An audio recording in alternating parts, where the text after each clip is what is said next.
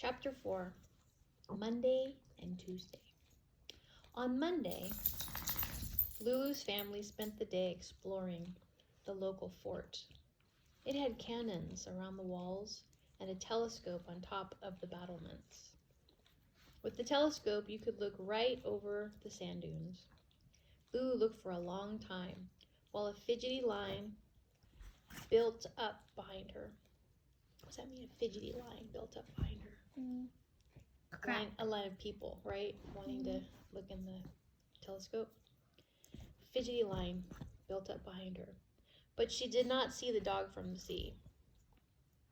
A chilly wind blew over the battlements, straight through their fleeces, and cold on their skin. Let's go home and make my kite, said Me-ellie. On the box of Me-ellie's kite, under, includes everything needed to build this magnificent kite.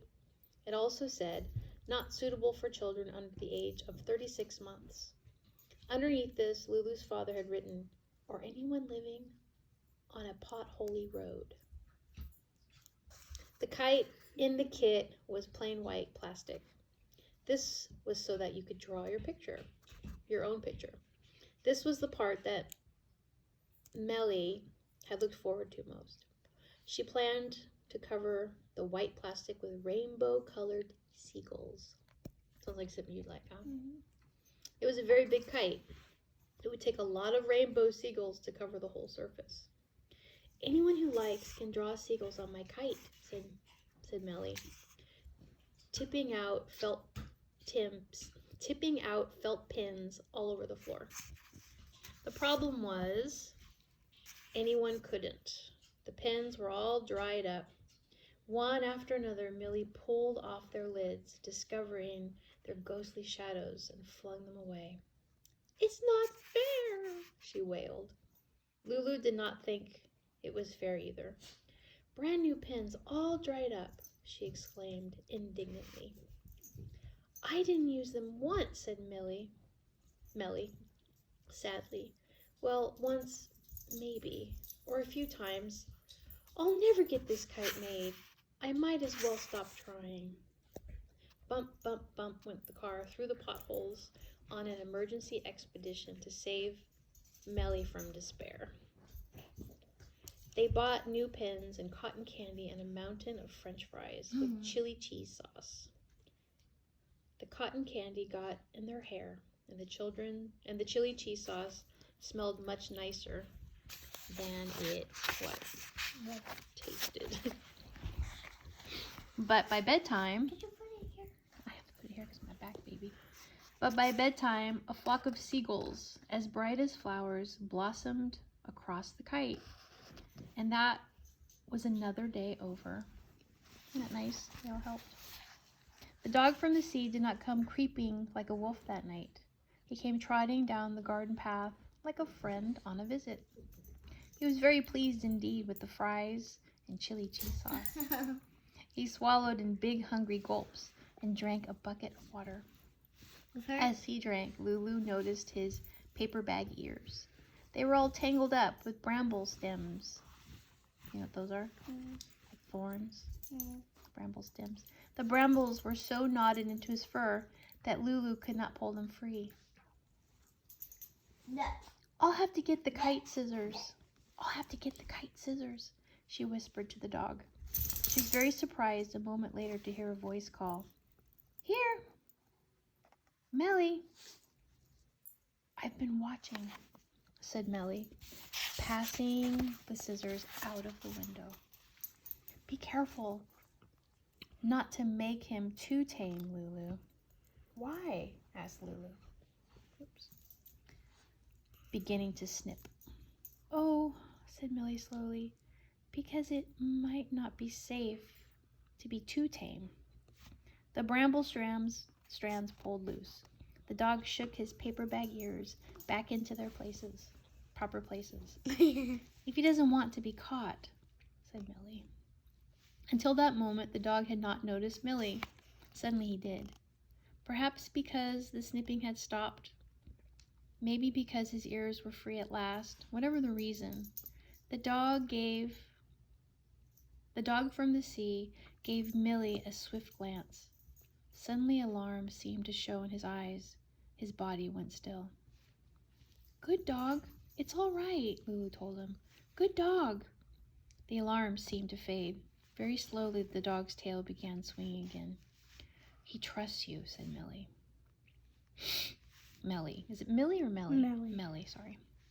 He did, but he was still nervous. At the sudden rustle of the French fry bag, he backed away. A moment later, when Lulu accidentally rattled the trash can lid, he vanished completely. What does that mean, vanished? He ran away. Good, he left. He's gone. He'll be back again tomorrow, said Lulu.